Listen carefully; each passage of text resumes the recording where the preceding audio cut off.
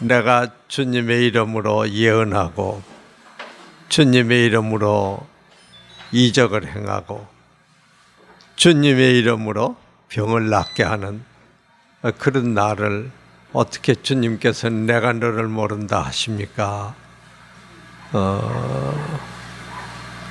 주님께서 내어 쫓으라고 그 잔치에서 쫓아내는 그런 내용을 우리가 살펴봤습니다. 가만 생각해 보면 굉장히 무서운 말씀 같아요. 도대체 그 정도의 주님의 이름으로 사역을 하는 사람이면 대단하지 않습니까? 그런 사람을 어떻게 주님께서 모른다고 하실까? 도대체 나는 이러한 신앙의 생활이 괜찮은 건가? 제대로인가? 이게 참 걱정이 안 될 수가 없단 말이죠.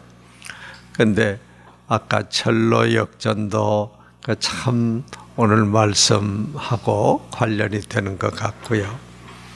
아까 찬양에서 나팔 불 때 내 이름이 불려지는가? 얼마나 이게 엄청난 일이겠습니까?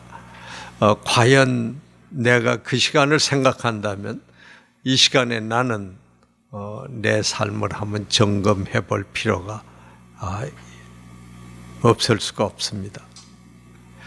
그런데 성경을 자세히 보면은 주 예수를 믿으라. 그럼 네가 구원 얻으리라. 그런 말씀이 간간히 나오면서도 더 자세히 살펴보면 뭔가가 그게 아니에요. 그것만이 아니에요. 어떤 사람은 구원의 대상이지만 어떤 사람은 아니에요. 그런 것 중에 아마 가장 대표적이라고 그럴까요? 좀 더 자세하게 신앙의 단계를 설명해 주시는 내용이 그 씨 뿌리는 비유가 아닐까 싶습니다. 네 가지 비유가 있는데 이거 참 많이 우리가 듣고 또 알고 있는 내용이죠. 나 조금 자세히 볼 필요가 있습니다. 제자들은 이 말을 이 예수님 말씀이 뭔지 몰랐어요. 그래서 물었습니다. 조용히 있을 때. 사실은 이 비유를 예수님께서 얘기하실 때는 갈릴리 바닷가죠. 사람들이 많이 모였습니다. 그러니까 예수님은 배를 한 척 내서 앞에서 이렇게 바다에 띄어서 얘기하시고 사람들은 이렇게 둘러서서 그래 앉아서 말씀을 들었던 것 같습니다. 그 외에 로마인들이 만든 그 원형 그런 공연하고 하는 거 있지 않습니까? 그거 생각하시면 좋을 것 같아요. 이 갈릴리 바다는 이게 낮기 때문에 자체가 이렇게 둘러싸여서 마이크 없어도 상당히 멀리까지 들렸던 것 같습니다. 제자들이 못 알아듣고 그 뒤에 물어봤어요. 선생님, 그게 무슨 말씀입니까? 그러니까 내가 비유로 얘기하는 것을 들을 자는 듣도록 안 들어야 될 자는 듣지 못하도록 하기 위해서다. 그 말씀을 하시면서 이 비유를 풀이해 주십니다. 씨가 뿌려졌다. 근데 이게 씨가 이제 핵심인데 이 씨가 뭐라고 설명이 되고 있습니까? 말씀이에요. 그러니까 12절에 바로 나옵니다. 11절에 이 비유는 이러하니라. 씨는 하나님의 말씀이요. 그랬습니다. 그러니까 결실의 핵심이 되는 것은 씨인데 하나님의 말씀인 것이죠. 우리가 구원에 이르는 길은 내 온 삶을 통해서 드리는 헌신이나 내 몸을 참 불사를 정도의 열정이나 핵심은 거기에 있지 않고 말씀에 있다는 걸 알 수가 있습니다. 말씀입니다. 그러니까 말씀에 대한 비중을 두지 않는 삶은 일단 위험에 속할 수밖에 없다 하는 걸 알 수가 있습니다. 아무튼 이 말씀이 구원에 이를 수 있는 첩경입니다. 그런데 이 말씀이 떨어졌는데도, 그러니까 우리가 객관적으로 보면 크리스찬인데도 여러 단계가 있다, 이 말씀이지 않습니까? 첫째는 말씀을 전했습니다. 그런데 이 길가에 이 말씀이 떨어진 것이죠. 말하자면 말씀이 닿자마자 마귀란 놈이 와서 그 말씀을 채가버리는 것이죠. 두 번째 단계는 바위. 다른 부분에서는 이 말씀이 사실은 마가복음, 마태복음에도 있거든요. 근데 거기에는 아마 돌길 이런 뜻으로 된 것 같아요. 그러니까 이런 바위 위에 떨어진 씨는, 그 말씀은 뿌리가 없어요. 그래서 햇빛이 나면 습기가 없어가지고 말라버린다는 것인데, 이것은 핍박이나 환난이 왔을 때 주님을 배신한다는 것입니다.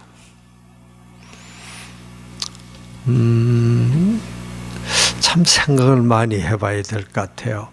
전 늘 그 얘기를 어릴 적부터 많이 들었습니다. 6.25 때 북한의 인민군들이 제일 미워하는 사람들이 기독교인이었거든요. 그래서 교회에 재판을 하는 장소로 씁니다. 그리고는 조그마한 길을 내놓고는 사람들을 전부 불러 모아놓고 그 길을 한 사람이 하나씩 지나가게 하죠. 그래가지고 그 예수님 형상을 그린 그림을 바닥에 놓고는 만약에 다시는 예수 믿지 않겠다, 그러면 그 그림을 밟고 지나가라. 그걸로 그렇다는 걸 알겠다. 그렇지 않으면 그냥 지나가라. 그냥 지나가면 여기서 처형하겠다.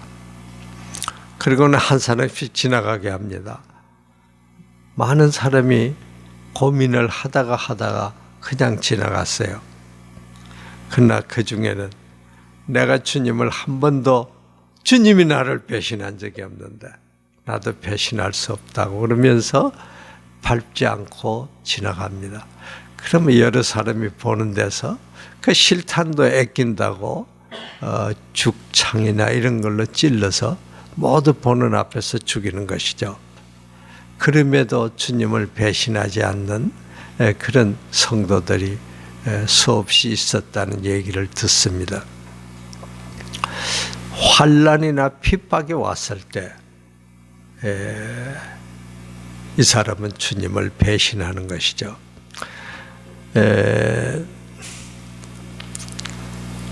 이거 간단한 문제 아닌 것 같습니다. 좀 생각을 해봐야 될 것 같습니다. 과연 나는 어떨까? 이 세 번째 경우는 가시덤불 속에 그 씨앗이 떨어진 경우죠. 이건 가시의 기운에 막혀서 결실을 못했다 그랬습니다. 그러니까 우리가 밖에서 보면 그 사람은 분명히 크리스찬이죠. 틀림없는 크리스찬입니다. 잘 자라는 것이죠. 말씀을 잘 받아들이고 잘하는 것입니다. 그런데 잘하기는 했는데 결실이 없었다는 것이죠. 이 세 번째 경우가 많이 해당이 될 수 있지 않을까 참 걱정이 좀 되거든요. 예, 요거를 좀 잘 생각해야 할 것 같은데, 근데 우리 주님께서는 너무 감사하게 가시 기운, 그것이 막히게 해서 결실을 못 얻었다고 하는데 그런 이유를 설명해 주신단 말이죠. 그 가시 기운이라는 게 뭔가 하는 걸 일러주시거든요. 참 감사한 것 같아요. 가시 기운이 세 가지를 얘기해 주십니다. 그 중에 첫째가 뭐였죠? 세상의 염려. 이 근심이라는 것, 이것은 근심 자체가 문제가 되는 것 아니죠. 우리가 바울도 참 많은 근심이 있었고 성령도 우리가 시원찮을 때 근심하신다고 그랬습니다. 근심 자체가 문제가 아니에요. 그런데 어떤 근심이냐 하면 이생의 근심, 말하자면 세상에 대한 근심인 것이죠. 이 근심이라는 게요, 얼마나 무서운지 모릅니다. 지금 우리가 바이러스 때문에 근심하지 않습니까? 요거 한번 근심에 말려들면요, 못 벗어납니다. 근심 자체가 더 무서운 바이러스일 수도 있거든요. 근심을 할 만한 거리가 없으면 그게 근심이 됩니다. 희한해요. 이 근심이라는 것에 우리가 어쩔 수가 없는 그 정도의 굉장한 힘을 갖고 있습니다. 특별히 우리가 미래에 대한 생각을 하면 수없는 근심거리가 있거든요. 오늘날 우리 젊은이들에게 오는 가장 큰 무서운 병이 미래에 대한 불확실성 때문입니다. 도대체 내가 이래도 되는 건가? 책상 앞에서 뭘 준비할 생각은 안 하고 이 불확실성의 가능성을 두고 이것저것 생각하다 시간 다 보내는 아마 그런 젊은이들 굉장히 많을 것 같습니다. 근심, 이 세상 일 때문에 생기는 근심, 특히 아무리 근심해도 해결의 방법이 없을 그런 근심을 수없이 하는 것이죠. 대부분의 현대인이 앓고 있는 위장병이 이 근심하고 관련이 있다는 얘기입니다. 스트레스라는 것이 모든 병의 원인이라고 그러지 않습니까? 스트레스의 근거도 이 근심하고 관련이 있습니다.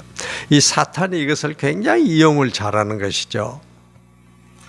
근심거리를 내게 주는 것입니다. 아까 간정 시간에 담대함이라는 약, 그것도 참 재미있어요.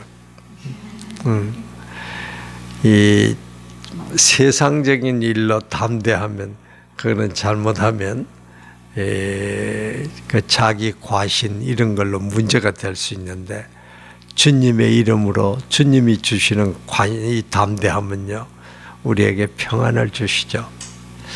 사탄이 할 수 있는 가장 큰 무기가 너 죽이겠다는 거 아니겠어요? 야, 너 죽일 거야. 이게 우리에게 제일 큰 무서운 도전입니다. 그런데 아까 우리 성찬식 했습니다만 부활의 주님이 나의 주님이시란 말이죠. 부활하신 주님이 나의 주님이고 그분이 나를 위해서 죽으실 만큼 나를 사랑하시는 분이란 말이죠. 말하자면 죽어도 좋다 이게요. 죽으면 더 좋다 이게요. 이런 우리에게는 사실 그 부활의 주님을 내가 마음으로 참으로 바라본다면은 사탄이 아무리 공격을 가하더라도 걱정할 거 없는 것이죠.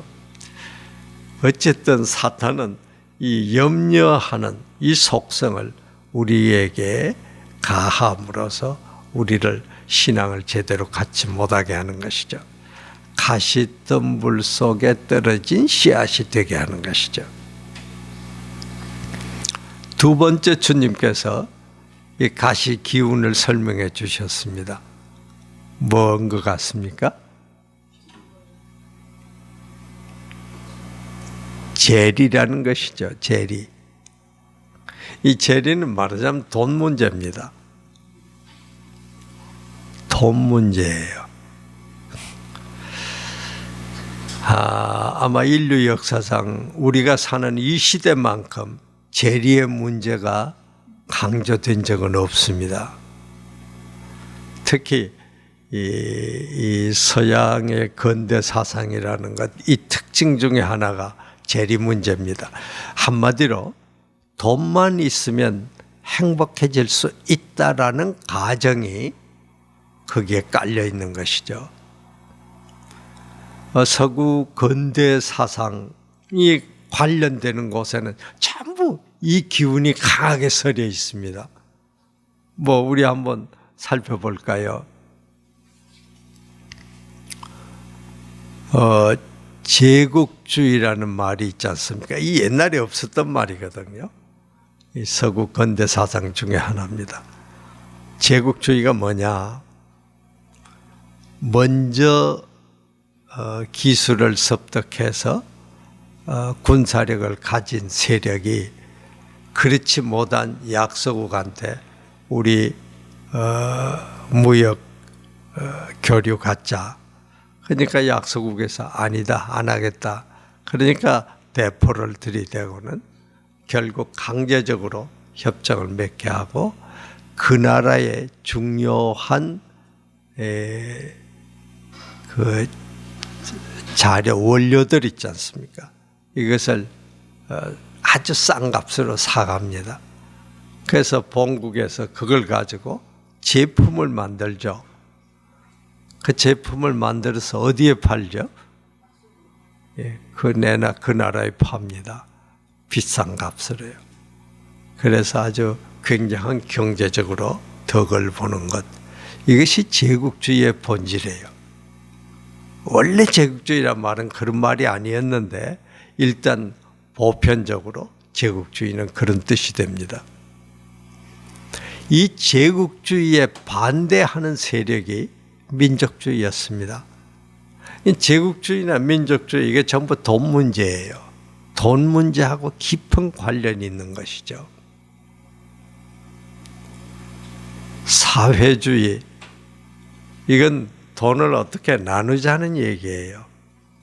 돈 문제입니다.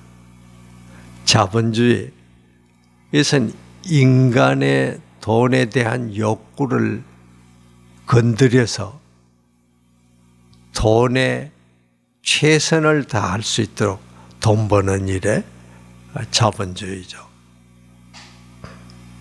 민주주의에도 이제 서구 근대 사상이 들어온 건데 민주주의의 특징을 두 가지로 요약한다면 하나는 신앙의 자유를 지키는 것, 다른 하나는 돈 벌 자유를 보장하는 것. 민주주의라고 볼 수가 있습니다. 그러니까 이 서구 근대 사상이 우리 속에 전 세계 오늘날 일반적인 사상이 되고 있는데 이 속에는 전부 돈 얘기가 중심이 되고 있습니다. 그런 시대에 우리가 살고 있는데 특별히 이 자본주의라는 것 이것은 돈에 대한 가치를 최고로 부여하는 그런 사상이죠. 사실상 그 자본주의라는 게 나오게 된 발단은 신앙의 재정관하고 관련이 있습니다. 우리가 소유하고 있는 그 재리의 문제가 재리가 이 돈이라는 게 이것은 내 것이 아니다. 그래서 하나님께서 내게 맡기신 것이다. 그래서 이 청지기 사상에서 나온 거거든요. 그런데 이것이 어떻게 사용돼야 할 것은 내가 결정하는 것이 아니라 그 주인인 하나님께서 결정하셔야 된단 말이죠. 그래서 이 돈을 어떻게 써야 합니까? 주인한테 물어보고 너 이렇게 써도 좋겠다. 그러면은 쓸 수 있는 것이 우리 청직인데 그런 의미에서 이게 사실은 자본주의라는 것이 그렇게 하니까 자연히 돈을 마음대로 못 쓰지 않습니까? 돈이 모아지고 이것이 자본의 축적을 가져오게 되고 자본주의로 이어진 것이란 말이죠. 이건 서구 학자가 제기한 그런 논리가 맞습니다. 사실은 그렇습니다. 그러나 이 자본주의가 오늘날 우리의 심성을 어떻게 만드냐? 돈만 있으면 행복해질 수 있는 것이다. 그렇지 않다는 것이 이미 이 사상을 시작했던 서구 근대인들은 그걸 경험했고 그게 아니라는 사실을 분명히 하는데도 불구하고 서구 근대 사상을 죽자 사자 따라가는 다른 전 세계 나라들이 혹은 국민들이 이 사상에 몰입되고 있습니다. 오늘날도 우리가 보지 않습니까? 돈 많은 가정치고 문제가 없는 가정이 있습니까? 그걸 우리가 아주 몇 미터 거리에서 늘 보고 있으면서도 우리도 나도 모르게 이 재리의 문제가 우리의 삶을 지배하고 있는 걸 봅니다. 이것이 가시의 기운입니다. 이렇게 생각해 보면 지금 여기에 혹시 재벌이 있으신지 모르겠는데 누가 좀 재벌일까요? 재벌이 안 된 것, 그거 얼마나 감사한 일인지 모르죠. 그죠?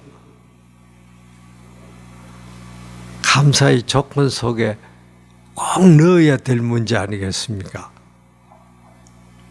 세 번째 이 가시의 기운이 있습니다. 이게 앞에 마태복음, 마가복음 여기에 전체적으로 보면 돈이 많았을 때 나타나는 자연적인 현상입니다. 여기 욕심으로 되어 있고 때로는 유혹이라는 말로 되어 있는데 한마디로 일락이라고 말할 수 있죠. 쾌락입니다. 쾌락이거든요. 이게 돈이 많으면 쾌락이라는 기운으로 이어지는 것이 거의 당연한 귀결 같습니다. 요 세 가지입니다. 세상의 염려, 재리, 일락, 쾌락. 이 세 가지 중에 하나 혹은 둘, 이 세 개에 걸려들면 가시의 기운이 돼서 나는 겉으로 보면 멀쩡한 크리스찬인데, 괜찮은 크리스찬인데, 그러나 주님은 나는 너를 모른다. 이 악한 자야, 저자를 내어 쫓으라. 그 대상이 될지 모르겠다 이것이. 특히 그 오늘날 사람들이 가장 그 전 세대하고 달리 생각하는 그 특징이 뭐냐 하면 인간된 권리를 강조하면서 인권이라는 문제를 제기하고 있습니다. 인권 그러면 여기에 뭐 사람들이 꼼짝 못해요. 인권을 존중해야지. 그럼 그렇지. 그거 인권 존중할 거 아니야. 그러면 그거는 벌써 문제가 되는. 그래서 인권이라는 것이 아주 중요한 가치로 부상이 됩니다. 동성애 문제 이런 것들이 전부 인권이라는 것을 바탕으로 해서 공격을 해오고 있는 것이죠. 그렇기 때문에 이게 굉장히 무서운 힘을 갖고 있습니다. 그런데 인간의 특징, 권리, 그것이 강조되면서 나타나는 인권 사상이 객관적으로 우리 생활에 어떻게 영향을 미치냐면 과학기술로 드러납니다. 과학이나 기술이 발달돼서 우리가 얼마나 많은 혜택을 보고 있습니다. 참 감사한 일이죠.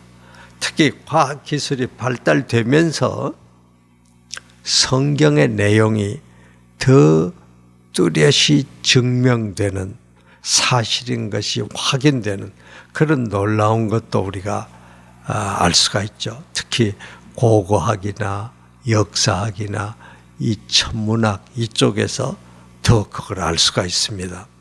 그런데요, 이 과학기술이 발달이 되면서 우리가 굉장히 많은 것을 누리는데, 그러면서 우리에게 뭘 갖다 주고 있냐 하면 근심을 더 많이 갖다 주고 있어요.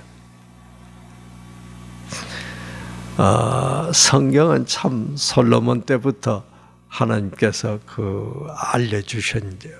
지식과 지혜가 어떻게 다르냐? 지식이 많을수록 뭣도 많아진다고 그랬습니까? 근심이 많아진대요. 그거 오래전에 일러주셨거든요. 그걸 우린 요즘 실감하고 있는 것이죠. 어쨌든 세상의 염려, 요거 우리 좀 정리하십시다. 근심이나 염려 자체가 의미 없다는 것은 아닙니다. 필요합니다. 그러나 이 생의 염려, 이 세상의 염려, 요거 좀 정리하십시다. 돈 문제, 이놈의 세상이 우리가 추구하는 그 이념이, 가치가 그 돈 문제와 굉장히 관련되어 있다 하더라도 우리에게 말려들지는 마십시다. 그리고 너무 많은 돈 가질 생각 하지 마십시다. 그것이 축복이라는 것 기억을 하십시다. 이 돈이 많아지면 자연적으로 나타나는 이 일락의 문제, 쾌락의 문제, 요거 조심하십시다. 참 이게 뭐 어느 지도자도 그렇고 뭐 누구도 그렇고 누구도 그런데 이거 뭐 일반적이 아니야? 뭐 이런 분위기가 되면서 여기에 말려들게 되거든요. 이 세 가지에 의해서 걸려들면 무서운 결과를 가져올 수가 있습니다. 그러니까 세상 재미도 별로 보지도 못하고, 나는 크리스찬 노릇하느라고 열심히 애를 썼는데 그것도 아니고, 이렇다면 이게 너무 억울하지 않습니까?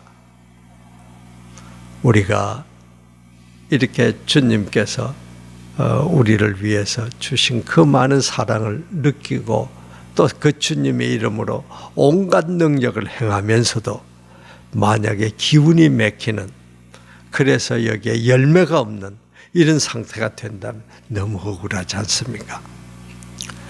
근데 이 마지막 네 번째의 경우, 여기에도 아주 주목할 필요가 있습니다.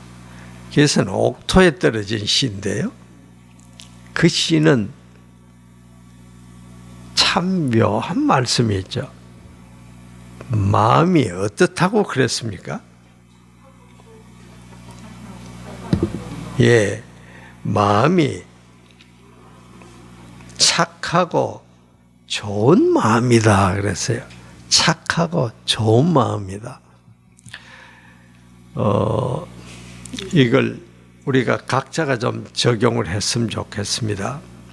저는 좀 그런 생각을 했어요. 뭐 이게 학문이라는 걸 하는 사람이니까, 오늘날 학문은요, 비판 의식이 없으면 아무것도 아닙니다. 그게 대전제가 되어 있거든요. 항상 어떤 비판을 전제로 하고 있습니다. 그런데 이것은 좋은 마음이 될 수가 없어요. 조심해야 될 문제거든요. 그 좋은 마음, 착하고 좋은 마음. 그런데 그걸 주님께서 풀이하신 내용에 보면 말씀을 듣는 것입니다. 이 말씀을 그 순간순간 혹은 매일매일 듣지 않으면요, 이거 어렵다고요. 우리가 밥을 계속 안 먹으면 못 견디지 않습니까? 그것처럼 우리 영적인 식량, 이 말씀을 계속 듣지 않으면 뭐가 옳은지 그런지 분별조차 안 되는 것이죠. 말씀을 듣고 그 다음에 또 오늘 말씀에 보면 지켰다 그랬죠, 그죠? 지켰다. 이 마태복음에는 요 같은 내용을 깨닫는다 그런 표현을 썼습니다. 어쨌든 말씀을 지켜서 이어나가는데 그 다음에 또 하나의 단어가 더 있어요. 뭡니까? 인내라는 말이 있어요. 이 말은 좀 없으면 위로가 되겠는데, 인내라는 말이 있다는 것은 인내 못할 만한 상황을 만날 걸 전제로 한 말씀이거든요. 그렇지 않습니까? 그러니까 좀 인내를, 이게 간단한 문제가 아니란 말이죠. 그 도전이 온다 이것이죠. 오는 것이에요. 크리스찬에게는 도전이 오는 것입니다. 크리스찬은 세상에 그냥 살아갈 때 모든 것이 편하고 좋고 그런 거 아니라는 거죠. 그럴 수도 있어요. 그것도 축복일 수가 있는데 안 그럴 수가 있거든요. 더 차원 높은 축복은 도전을 받는 것이죠. 그럴 때 인내하라는 것이죠. 그러면 결실이 맺어진다 이것이죠. 결실은 내가 맺는 것이 아니라 하나님이 주신 말씀에 의해서 열매가 맺혀지는 것이죠. 그래서 오늘 말씀은 다시 한번 좀 요약을 해봅니다. 구원에 이르는 첩경의 길은 어떠한 다른 것도 아닙니다. 내 생명을 내놓을 만큼 내가 열심히 노력, 그것만도 아닙니다. 말씀입니다.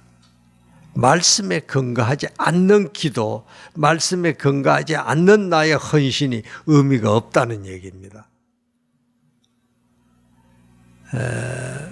그런데도 우리가 주님 앞에 인정을 받기 위해서는 이 세 번째의 경우, 가시덤불 속에 떨어진 씨앗, 여기에 주목할 필요가 있다는 것이죠.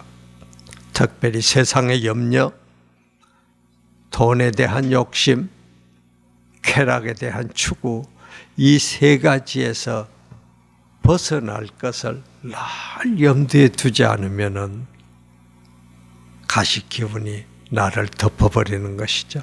참으로 억울한 사람이 되는 것입니다.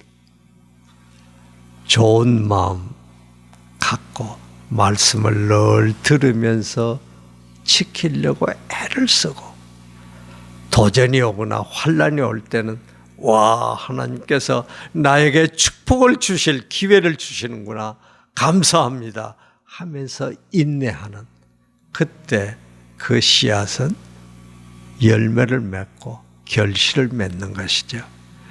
우리 생각하면서 이 위기를 잘 극복해 나가는 우리 모두가 되도록 애써십시다. 기도하겠습니다. 하나님, 우리 마음